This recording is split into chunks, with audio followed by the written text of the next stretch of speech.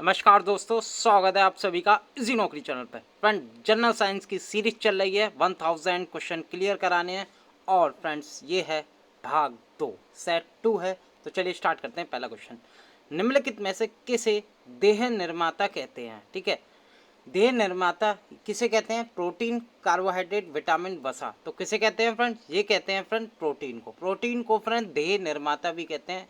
इससे हमारी बॉडी एक तरह की निर्मित होती है, जो कि फ्रेंड्स अमीनो अम्ल से मिलकर बनी होती है। ठीक है, याद रखिएगा, प्रोटीन जो है अमीनो एसिड से मिलकर बनी होती है। और फ्रेंड्स, हमारे शरीर में करीब 20 अमीनो एसिड अम्ल पाए जाते हैं। ठीक है, याद रखिएगा। क्वेश्चन 2 देख लेते हैं। लाल चने में से कौन सा एंजाइम मिलता है?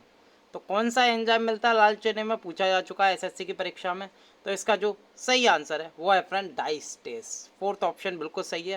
फ्रेंड, लाल चने में डाइस्टेट नामक एंजाइम पाया जाता है। और फ्रेंड, लाल चने को अरहर और तुर के नाम से भी जाना जाता है, जो कि फ्रेंड जो विकासशील कंट्रियाँ जैसे भारत है और चाइना है, श्रीलंका है, ऐसी जो कंट्री है इनमें प्रमुख दलहनी फसलें ये उगाई जाती है। तो कौन सा एंजाइम मिलता है? डाइस्टेस, याद रखिएगा। तीसरा क्वेश्चन देख लेते हैं फ्रेंड्स। टेबल शर्करा किस प्रकार की शर्करा होती है? Friend, RRB group D SSC में पूछा गया है क्वेश्चन, काफ़ी इंपॉर्टेंट है। तो किस प्रकार की शर्करा होती है टेबल शर्करा में? तो ये होती है फ्रेंड्स सुक्रोज। ठीक है, सुक्रोज प्रकार की शर्करा होती है। ठीक है, सुक्रोज एक तरह का कार्बनिक यौगिक है और इसे फ्रेंड टेबल शर्करा के नाम से भी जाना जाता है। तो डी ऑप्शन बिल्कुल सही है। चौथा क्वेश्चन देख लेते हैं। मुख से निकली लार पाचन करती है, किसका पाचन करती है? फ्रेंड, काफ़ी इंपॉर्टेंट क्वेश्चन पूछा जा चुका है एग्जाम में। तो फ्रेंड, ये करती है स्टॉर्च का, या कहते हैं फ्रेंड मंड का, ये पाचन करती है। और फ्रेंड्स, इसका मैं थोड़ा डिटेल में बता दूं। जो लार के जो पाचन कार्य है ना, उसमें फ्रेंड कौन कौन से शामिल हैं, जैसे कार्य शामिल हैं, वो हैं फ्रेंड भोजन को गीला करता है और भोजन की लुगदी बनाता है। और जैसे लुगदी बनाने से फ्रेंड क्या है, आसानी से इसे निकला जा सकता है। ठीक है, एक तरह से जो ऑसिफेरस जो ट्यूब होती है उसमें से निकला जा सकता है। और फ्रेंड, लार में एक एमिलेस नाम का एंजाइम होता है। ठीक है, मैं लिख देता हूँ एमिलेस। ठीक है, याद रखना, लार में जो है एमिलेस नाम का एंजाइम होता है। ठीक है, जो स्टार्च को फ्रेंड किस में तोड़ता है? माल्टोज में। ठीक है, याद रखना, माल्टोज में तोड़ता है। ठीक है, अगला क्वेश्चन की बात करूँ, पांचवा क्वेश्चन। दूध को दही में स्कंदित करने वाला एंजाइम कौन सा है? दूध को दही में, तो काफ़ी इंपॉर्टेंट क्वेश्चन है, एग्जाम में पूछा जा चुका है। तो वो है रेनिन। रेनिन दूध को दही में स्कंदित करने वाला एंजाइम है। और फ्रेंड, जैसे जठर रस में रेनिन नाम का पाचन जो पाचक है, वो एंजाइम पाया जाता है किसमें? जठर रस में। ठीक है, जठर रस में पाया जाता है रेनिन नामक पाचक एंजाइम, जो दूध के पाचन में फ्रेंड सहायता करता है। और रेनिन जो है दूध को दही में भी स्कंदित करने वाला एंजाइम है। ठीक है, याद रखिएगा, जठर रस में पाया जाता है ये एंजाइम। ठीक है, रेनिन, याद रखिएगा। छठा क्वेश्चन देख लेते हैं। निम्न में से किसका संश्लेषण यकृत द्वारा किया जाता है? यकृत यानी कि लिवर द्वारा किया जाता है। तो वो किया जाता है फ्रेंड्स विटामिन के द्वारा। फ्रेंड, ये यकृत विटामिन के का संश्लेषण करता है और विटामिन के खून का भी स्कंदन करने में सहायता करता है। और ये फ्रेंड प्रोथाम्बिन नामक पदार्थ के संश्लेषण में सहायक होते हैं। ठीक है, ये प्रोथाम्बिन विटामिन के, ठीक है, प्रोथाम्बिन में लिख देता हूँ, के नामक पदार्थ के संश्लेषण में भी ये सहायक होते हैं। सातवां क्वेश्चन देख लेते हैं।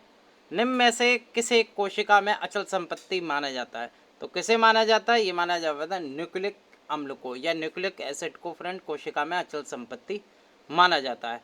कोशिका में अचल संपत्ति फ्रेंड न्यूक्लिक अम्ल को ही कहा जाता है। इसकी खोज जो है वो फ्रेडरिक मिशन ने की थी। आप मिशन नाम याद रख सकते हैं, न्यूक्लिक एसिड की खोज की थी। ठीक है, 1869 में मिशन ने, या कह दें फ्रेडरिक मिशन ने इसकी खोज की थी न्यूक्लिक एसिड की। आठवां क्वेश्चन देख लेते हैं। विटामिन B6 की कमी से पुरुष में होता है, तो कौन सा होता है फ्रेंड? विटामिन B6 की कमी से फ्रेंड अरक्ता, ठीक है, अनीमिया हो जाता है मनुष्य में। पुरुष में हो जाता है या स्त्री में विटामिन B6 की कमी से। ठीक है, बेरी की मैं बता दूं तो बेरी फ्रेंड विटामिन B1 की कमी से होता है। और विटामिन C से स्कर भी हो जाता है, विटामिन D से रिकेट्स रोग हो जाता है। ठीक है, अगले क्वेश्चन पे चलते हैं। नवा क्वेश्चन। मूत्र के स्रावण को बढ़ाने वाली औषधि को कहते हैं, तो क्या कहते हैं फ्रेंड? इसे कहते हैं डाईयूरेटिक कहते हैं? मूत्र के स्रावण को जो बढ़ाने वाली औषधि होती है ना, उसे डायूरेटिक कहते हैं, याद कर लीजिए। ठीक है, 10वां क्वेश्चन देख लेते हैं। औसत मानव मस्तिष्क का वजन होता है कितना? तो कितना होता है फ्रेंड? ये होता है 1.36 किलोग्राम। ठीक है, 1.36 किलोग्राम मानव के जो एवरेजन जो वेट होता है मस्तिष्क का, वो 1.36 किलोग्राम होता है। 11वां क्वेश्चन देख लेते हैं। किस जीव में पसलियों की संख्या सबसे अधिक होती है? तो फ्रेंड पसली की मैं बात करूं तो पसलियों की संख्या सबसे ज़्यादा किस में होती है? ये होती है फ्रेंड सांप में, स्नेक्स में सबसे ज़्यादा पसलियाँ की होती हैं। अगर मैं मानव की बात करूं तो मानव में फ्रेंड 12 जोड़ी पसलियाँ पाई जाती हैं। ठीक है, याद रखिएगा, पूछा जा सकता है 12 जोड़ी। अगर जोड़ी ना लिखें तो फ्रेंड 24 पसलियाँ पाई जाती हैं। ठीक है, याद रखिएगा, 12 जोड़ी या 24 पसलियाँ मनुष्य में पाई जाती हैं और सांप में सबसे ज़्यादा पसलियों की संख्या होती है, ये याद रखिएगा। ठीक है, अगले क्वेश्चन पे चलते हैं। 12वां क्वेश्चन, ऑडेंटोलॉजी का संबंध किससे है? काफ़ी इंपॉर्टेंट, ऑडेंटोलॉजी। तो ऑडेंटोलॉजी एक विज्ञान की एक शाखा है फ्रेंड। इसका संबंध किससे है? तो इसका संबंध है फ्रेंड दंत से, दांत से इसका संबंध है। और फ्रेंड जैसे कि ऑडेंटोलॉजी में हम दांत की संरचना और उसके विकास, उसकी बीमारियों के बारे में अध्ययन करते हैं। 13वां क्वेश्चन देख लेते हैं। मानव शरीर में कितनी मांसपेशियां हैं? काफ़ी इंपॉर्टेंट, एग्जाम में पूछा जा चुका है। मानव शरीर में कुल कितनी मांसपेशियां होती हैं? तो होती हैं फ्रेंड 656। एक दो मांसपेशी ऊपर नीचे हो सकती है, लेकिन एवरेजन जो होती है वो लगभग 656 ही होती है। ठीक है, बी इसका करेक्ट आंसर है। अगला क्वेश्चन देख लेते हैं फ्रेंड्स। स्टारफिश के परिसंचरण तंत्र को क्या कहते हैं? तो क्या कहते हैं फ्रेंड्स? इसे कहते हैं हीमल तंत्र। हीमल तंत्र कहते हैं। अगर मैं स्टारफिश में जो कहाँ कहाँ संपन्न होते हैं उसकी एक लिस्ट दूँ, जैसे कि एक होता है पेरीविसरल कोइलम होता है, और जलवाही तंत्र भी होता है, इसमें वाटर वेस्कुलर सिस्टम भी होता है, एक हीमल सिस्टम भी होता है। ठीक है, लेकिन हीमल सिस्टम में ही जो रक्त का परिसंचरण तंत्र है वो स्टारफिश के कहते हैं। ठीक है, लेकिन कहीं कहीं फ्रेंड्स ऑप्शन जलवाही तंत्र भी दे देता है, लेकिन जो कि बिल्कुल गलत है। इसका जो सही आंसर है वो हीमल तंत्र ही होता है। स्टारफिश के परिसंचरण तंत्र को हीमल तंत्र भी कहते हैं। ठीक है, याद रखिएगा। अगला क्वेश्चन पे चलते हैं। 15वां क्वेश्चन, सबसे बड़ा श्वेत रुधिराणु होता है? श्वेत रुधिराणु या WBC कहते हैं। ठीक है, वाइट ब्लड सेल्स। तो कौन सा होता है? ये होता है फ्रेंड मोनोसाइट। ठीक है, मोनोसाइट को हिंदी में कहते हैं केंद्र काणु। ठीक है, याद रखिएगा, केंद्र काणु भी कहते हैं हिंदी में, मोनोसाइट इंग्लिश में कहते हैं। मोनोसाइट सबसे बड़ा WBC होता है और इसका जो व्यास होता है वो इतना होता है 20 माइक्रोमीटर। ठीक है, इतना होता है फ्रेंड्स, 20 μm। ठीक है, ये इतना इसका व्यास होता है। ठीक है, और फ्रेंड इसका जो काम होता है बेसिकली WBC का, वो एक तरह का शरीर में रोगों की रक्षा करना होता है। WBC का काम हमारे शरीर में रोगों की रक्षा करना होता है, WBC का काम होता है। 16वां क्वेश्चन देख लेते हैं। वयस्क पुरुष में RBC की संख्या होती है, तो कितनी होती है फ्रेंड RBC की संख्या? तो फ्रेंड करीब 5 मिलियन संख्या होती है वयस्क पुरुष में RBC की। ठीक है, अगर मैं महिला की बात करूं तो महिला की जस्ट कम कर लीजिए, 4.5 मिलियन लगभग इतनी RBC की संख्या होती है। ठीक है, ये 5 मिलियन मनुष्य में जो पुरुष में है, ये फ्रेंड लगभग में है। ठीक है, और स्त्री में बात करूं तो 4.5 मिलियन RBC की संख्या होती है लगभग में। 17वां क्वेश्चन देख लेते हैं। मानव में कुल रक्त आयतन में प्लाज्मा का प्रतिशत लगभग कितना होता है? तो फ्रेंड कितना होता है? ये होता है फ्रेंड 55।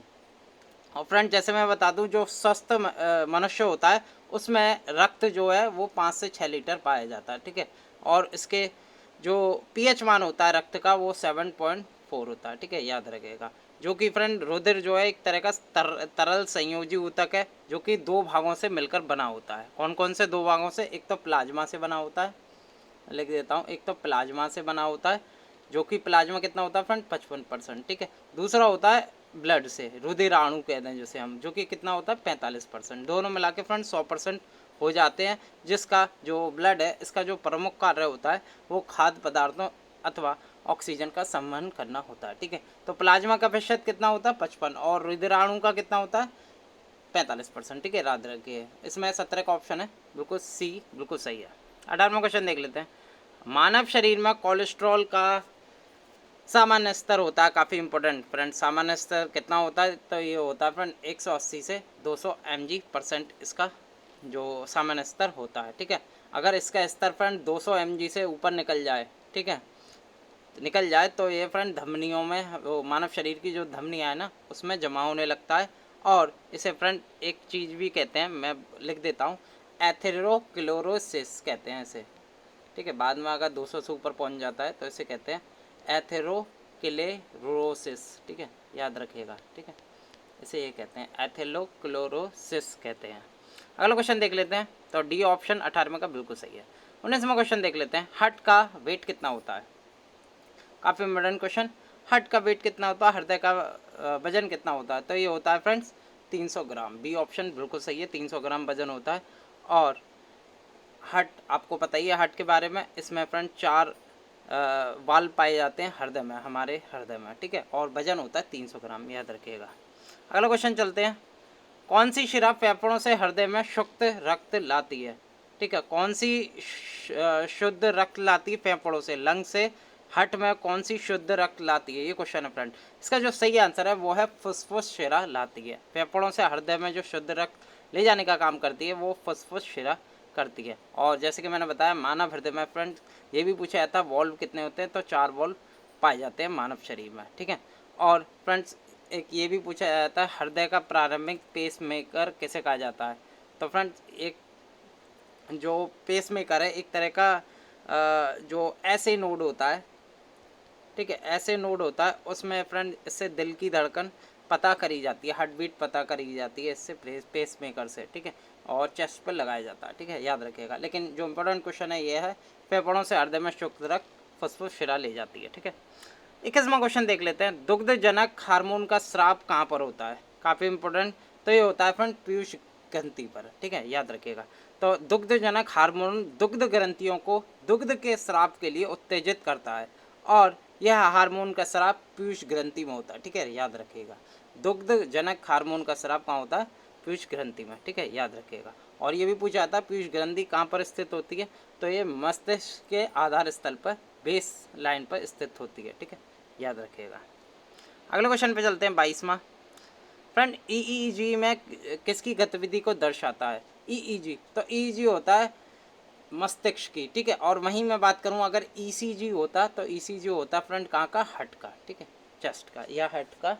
ईसीजी में इलेक्ट्रोकार्डियोग्राम, और ईईजी की फुल फॉर्म होती है इलेक्ट्रोएन्सेफलोग्राफ, ठीक है, याद रखिएगा। ईईजी मस्तिष्क का एक तरह का गतिविधि दर्शाता, और ईसीजी दर्शाता हार्ट का, चेस्ट का। सी से आप याद कर सकते हैं, ठीक है, कार्डियोलॉजिस्ट, ठीक है। 23वां क्वेश्चन देख लेते हैं, इंसुलिन का आविष्कार किसने किया, काफ़ी इंपॉर्टेंट। इंसुलिन का आविष्कार फ्रेंड्स किया था एफ बेटिंग ने। और फ्रेंड इंसुलिन में क्या पाया जाता है, जिंक पाया जाता है, ये भी पूछा जाता है। जेडन पाया जाता है इंसुलिन में। और फ्रेंड्स यह अग्नाशय के बीटा सेल से स्रावित होता है, याद रखिएगा, इंपॉर्टेंट है, किससे, बीटा सेल से स्रावित होता है इंसुलिन, ठीक है। और इसका जो मेनली काम होता है वो रुधिर में ग्लूकोज की मात्रा को सामान्य बनाए रखना होता है, ठीक है। और इसका जो आविष्कार है एफ बेटिंग और बेस्ट ने 1932 में कर दिया था, ठीक है। एफ बेटिंग और बेस्ट, मैं लिख देता हूँ बेस्ट, इन्होंने भी किया था बैटिंग के साथ मिलकर 1932 में, याद रखिएगा। 24वां क्वेश्चन देख लेते हैं, कॉर्पस ल्यूटियम का स्राव करता है, मतलब जो कॉर्पस ल्यूटियम है वो क्या श्रावण करता है, 4 ऑप्शन आपके सामने, कौन सा हार्मोन श्रावण करता है, तो इसका जो सही आंसर है वो है प्रोजेस्टेरोन। फ्रेंड कार्पस ल्यूटेरम महिलाओं में गर्भावस्था को बनाए रखने के लिए आवश्यक होता है, और यह प्रोजेस्टेरोन नामक हार्मोन को स्रावित करता है, ठीक है, याद रखिएगा। 25वां देख लेते हैं, नर लिंग हार्मोन है, बहुत बार एनटीपीसी या एसएससी की परीक्षाओं में पूछा जाता है नर लिंग हार्मोन कौन सा होता है, तो वो होता है फ्रेंड टेस्टोस्टेरोन, ठीक है, याद रखिएगा। टेस्टोस्टेरोन क्या होता है, एक नरलिंग हार्मोन होता है, ठीक है, याद रखिएगा। और फ्रेंड नरलिंग हार्मोन को फ्रेंड एंड्रोजन के नाम से भी जाना जाता है, और नरलिंग हार्मोन को फ्रेंड टेस्टोस्टेरोन भी कहते हैं, ठीक है। इसके अतिरिक्त जो नर हार्मोन को फ्रेंड डिहाइड्रो टेस्टोस्टेरोन भी कहते हैं, ठीक है, मैं लिख देता हूँ डिहाइड्रो टेस्टोस्टेरोन, ठीक है, बी ऑप्शन में जोड़ दो डिहाइड्रो, इसे ये भी कहते हैं नरलिंग हार्मोन को, ठीक है। अगला क्वेश्चन चलते हैं 26वां, बुद्धि का केंद्र कहाँ स्थित होता है, बुद्धि का केंद्र, तो बुद्धि का जो केंद्र स्थित होता है वो प्रमस्तिष्क में होता है, ठीक है। प्रमस्तिष्क जो होता है वो हमारी भावना, विचारधारा और मेमोरी या कहते हैं स्मरण शक्ति, बुद्धि इच्छाओं का एक केंद्र होता है और यही हमारी मानसिक क्रियाओं को नियंत्रित करता है। ठीक है, प्रमस्तिष्क में ही बुद्धि का केंद्र स्थित होता है। अगला क्वेश्चन चलते हैं 27वां। सबसे अधिक अपवर्तनांक वाला आंख का अंग कौन सा होता है? सबसे अधिक अपवर्तनांक वाला आंख का अंग कौन सा होता है फ्रेंड? तो वो होता है लेंस। ठीक है, लेंस सबसे अधिक अपवर्तनांक वाला आंख का अंग है। और लेंस जो है आइरिस के भीतर की ओर एक नेत्र गोलक की गुहा में एक बड़ी सी रंगीन पारदर्शक और क्रिस्टलीन नामक प्रोटीन की बनी एक लचीली संरचना होती है फ्रेंड्स। ठीक है, और ये फ्रेंड्स सबसे बड़ी अपवर्तनांक वाला आंख का अंग है। ठीक है, याद रखिएगा। 28वां क्वेश्चन देख लेते हैं। एक आदमी अगर 10 मीटर की दूरी तक साफ नहीं देख सकता, ये साफ लिखा है फ्रेंड्स, गलत लिख गया, टाइप हो गया गलत, साफ है। अगर 10 मीटर की दूरी साफ नहीं देख पाता तो वो किस रोग से ग्रसित माना जाएगा? तो वो माना जाएगा फ्रेंड निकट दृष्टि दोष से ग्रसित माना जाएगा। इसे कहते हैं इंग्लिश में मायोपिया। ठीक है, मायोपिया को हिंदी में निकट दृष्टि दोष भी कहते हैं। ठीक है, याद रखिएगा। और फ्रेंड जो कि आपको बता दूं, जो निकट दर्शी नेत्र के गोलक के कुछ बड़े हो जाने पर कार्निया तथा लेंस के अधिक उत्तल हो जाने के कारण फोकस बिंदु और रेटिना के बीच की दूरी बढ़ जाती है, जिससे फ्रेंड पास की वस्तुएं साफ दिखाई देती हैं परंतु दूर की वस्तुएं जो हैं धुंधली दिखाई देती हैं। ठीक है, यही जो दोष होता है ये मायोपिया कहते हैं या कहते हैं निकट दृष्टि दोष कहते हैं। ठीक है, और दूर की वस्तु देखने के लिए फ्रेंड अवतल लेंस लगाना पड़ता है। ठीक है, याद रखिएगा। 29वां क्वेश्चन देख लेते हैं, काफ़ी इंपॉर्टेंट। 5 जगत वर्गीकरण या 5 किंगडम क्लासिफिकेशन किसने दिया था? 29वां क्वेश्चन तो काफ़ी इंपॉर्टेंट है, ये दिया था फ्रेंड विटके करना है, एग्जाम में कई बार पूछा गया। R.H. विक्टेटर इनका पूरा नाम है, R.H. विटकेकर। ठीक है, इन्होंने जीवधारियों को 5 किंगडम में विभाजित किया था। वो कौन कौन से हैं? एक है मोनेरा, मैं शॉर्ट में लिख देता हूँ। दूसरा है प्रोटिस्टा, ठीक है, प्रो। और तीसरा है फ्रेंड्स प्लांटी, और चौथा है फ्रेंड कवक या फंगी, और 5वां है फ्रेंड एनिमिलिया। ठीक है, एनिमिलिया। तो ये 5 किंगडम में वर्गीकृत किया था विटकेकर ने। ठीक है, याद रखिएगा। 30वां क्वेश्चन देख लेते हैं, last question of the video friend. शब्दनी या कहते हैं इसे इंग्लिश में सिरिंग्स किस में वाक्य यंत्र है? उभयचर में, सरिसप में, पक्षी में, स्तनी में, जिससे उनकी आवाज़ निकलती है। ठीक है, तो किस में होती है फ्रेंड्स? ये होती है फ्रेंड्स पक्षियों में। ठीक है, पक्षियों में ये वाक्य यंत्र होता है जिससे कहते हैं साइरिंग्स। ठीक है, याद रखिएगा। और हिंदी में कहते हैं शब्दिनी। तो ये पक्षी में होता है, पक्षी जो आवाज़ निकालते हैं वो इसी की वजह से, ये गले में स्थित होता है, इसी की वजह से निकाल पाते हैं। तो दोस्तों इस वीडियो में हमने सेट 2 में जो कंप्लीट किए वो 30 क्वेश्चन कंप्लीट किए। अगर ये आपको वीडियो पसंद आए तो वीडियो को लाइक ज़रूर कीजिएगा, साथ के साथ अपने दोस्तों के साथ भी शेयर कीजिएगा ताकि वो भी हमारी इस वीडियो का फ़ायदा ले सकें। जो स्टूडेंट अभी तक हमारे चैनल को सब्सक्राइब नहीं किया हो वो जल्दी से सब्सक्राइब कर लें और बेल आइकॉन ज़रूर क्लिक कर लें ताकि अगली जब भी हम वीडियो अपलोड करें वो नोटिफिकेशन सीधे आप तक पहुंच जाए। तो दोस्तों मिलता हूं मैं अगले वीडियो के साथ, तब तक के लिए धन्यवाद।